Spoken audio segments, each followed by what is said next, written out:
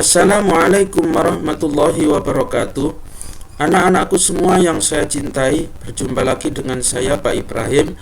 Kita kali ini belajar bahasa Arab melalui daring. Oleh karena itu anak-anak, mari kita buka buku bahasa Arabnya, buku paket di halaman 8. Di situ ada tabel, dan tabel itu terdiri dari dhamir, fi'lun mudhari'un, dan maf'ulun bih. Dhomirnya terdiri dari ana, anta, hiya, nahnu. Sebetulnya dhamir itu jumlahnya banyak sekali anak-anak. Hanya saja di sini dicontohkan hanya 3 macam dhamir, yaitu ana yang artinya adalah saya, anta artinya kamu laki-laki, hiya artinya dia perempuan, dan nahnu artinya kita. Saya ulangi, ana artinya saya, anta kamu tapi laki-laki, kamu khusus laki-laki, hiya artinya dia tapi dia perempuan, nahnu adalah kita. Anak-anak, kemudian kalimat-kalimat dhamir ini diketemukan dengan fi'il mudhari'. Fi'il itu artinya kalimat kerja atau kata kerja. Fi'il itu artinya kata kerja. Kemudian mudhari' itu artinya kata kerja yang sedang dikerjakan atau akan dikerjakan. Sebetulnya dalam bahasa Arab itu anak-anak, fi'il itu ada 3 macam. Yang pertama adalah fi'il madhi. Fi'il madhi itu fi'il atau kata kerja yang sudah dikerjakan. Kemudian fi'il mudhari' seperti ini. Fi'il mudhari' adalah kata kerja yang sedang dikerjakan atau akan dikerjakan. Kemudian yang ketiga atau yang terakhir adalah fi'il amar. Fi'il amar itu fi'il atau kata kerja yang menunjukkan perintah untuk mengerjakan suatu pekerjaan. Nah, setiap fi'il itu berasal dari fi'il madhi sebetulnya, seperti istara, seperti astari berasal dari kata istara. Istara, yastari, dan nanti fi'il amarnya menjadi istar. Nah, kita tidak belajar sejauh itu anak-anak. Kalau kita menjelaskan macam-macamnya fi'il dan lain sebagainya akan membutuhkan waktu yang sangat banyak sekali. Kita hanya belajar fi'il mudhari'nya saja. Anak-anak, ketika ada dhamir, contohnya dhamir ana, kemudian ketemu dengan fi'il mudhari' seperti astari. Sebetulnya astari ini ditambahi dengan kalimat dengan huruf alif atau hamzah. Ini menunjukkan bahwasanya a itu adalah tanda berasal dari kata ana. Jadi a ini adalah tanda berasal dari kata ana. Sebetulnya kalau misalnya ananya dihilangkan kemudian ditulis astari, artinya sama. Ana astari, saya membeli. Misalnya ananya dihilangkan terus ditulis astari gitu saja, itu artinya sama, karena a ini sudah mewakili kata ana. Maka a ini itu disebut huruf mudhoro'ah. Huruf mudhoro'ah a itu adalah pergantian atau rubahan dari kata ana. Ana astari, saya membeli alkitabah, kitab. Ana astaril kitabah, saya membeli kitab. Misalnya ananya saya hilangkan, astaril kitabah, artinya sama dengan ketika ada ananya. Astaril kitabah, saya membeli kitab. Selanjutnya anta. Anta ini adalah artinya kamu laki-laki. Kemudian di sini ada kata tastari. Yang tadinya itu tulisannya a, sekarang menjadi ta. Karena ta ini adalah menunjukkan ganti daripada anta. Maka ketika anta ini diartikan kamu laki-laki, tastari juga artinya kamu laki-laki, tanya ini. Tanya ini artinya kamu laki-laki. Maka ketika anta ini saya hilangkan, kemudian tinggal tastari, artinya sama dengan ada antanya. Anta tastari sa'atal yadi, kamu laki-laki membeli jam tangan. Misalnya antanya saya hilangkan, tastaril kitabah, tastari sa'atal yadi, kamu laki-laki membeli jam tangan. Artinya sama, ada antanya dengan tidak ada antanya. Karena di sini ada ta, ta ini adalah mewakili daripada kata anta. Selanjutnya anak-anak, di sini ada kata hiya. Hiya itu artinya adalah dia perempuan. Dia perempuan. Kalau dia laki-laki nanti huwa. Kalau dia laki-laki nanti huwa. Maka ketika ada hiya kemudian diketemukan dengan fi'il mudhari', ini maka hiyanya diganti dengan ta, sama dengan anta. Jadi tashtari dengan takulu itu sama-sama dengan tanya.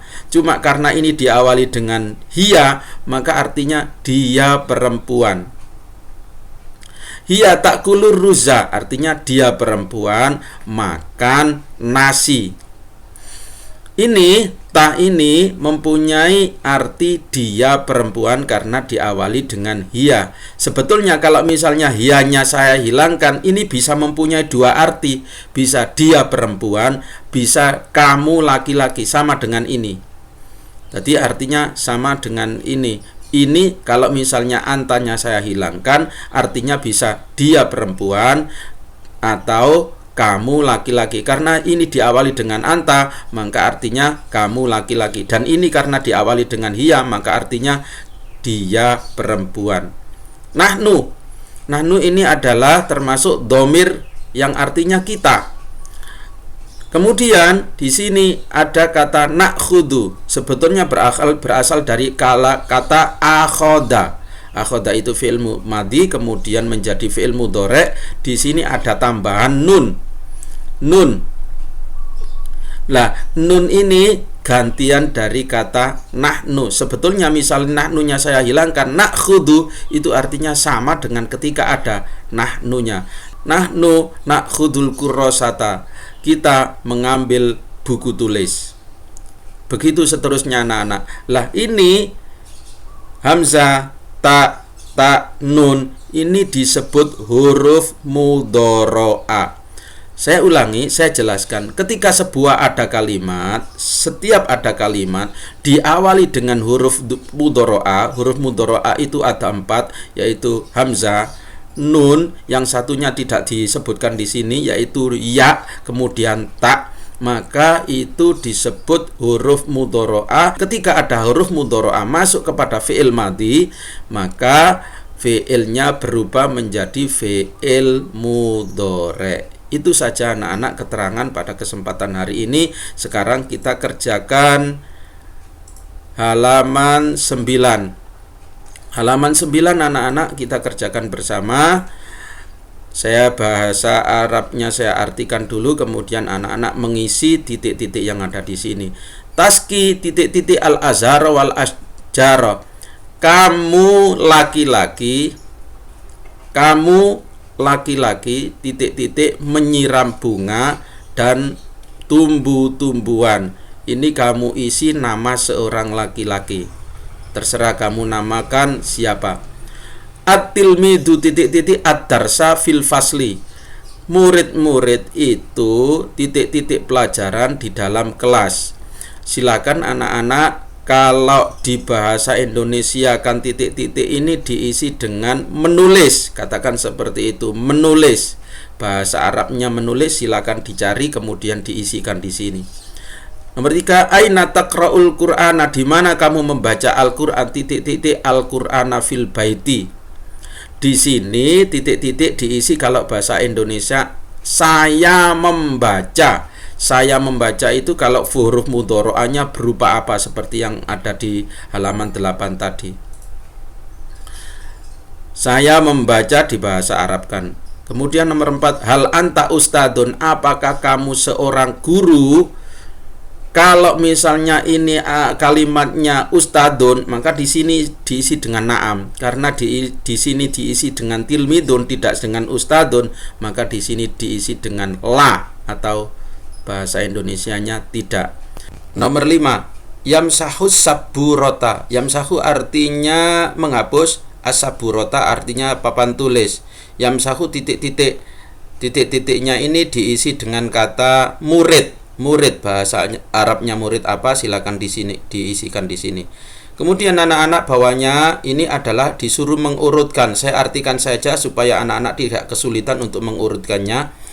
As-saburota artinya papan tulis, yamsahu menghapus, at-tilmidu murid. Nomor 2, fis saati pada jam, yastaiqidu bangun, ar-rabi'ah 4. Ilyas nama orang yaitu Ilyas. Yusolli sholat ar-rabi'a 4 fi pada as-subha subuh mahmud al-bilato lantai hiya dia taknusu menyapu. Nanti silakan diurut.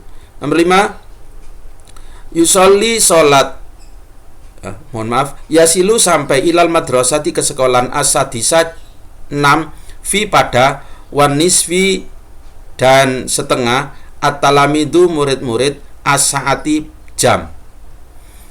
Nah, silakan anak-anak, sudah saya artikan, nanti diurutkan sendiri sesuai dengan arti yang saya sebutkan tadi.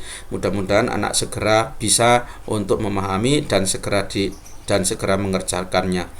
Itu aja anak-anak pelajaran hari ini. Mudah-mudahan anak-anak diberi keselamatan oleh Allah Subhanahu wa taala dan tetap semangat untuk belajar. Terima kasih. Wassalamualaikum warahmatullahi wabarakatuh.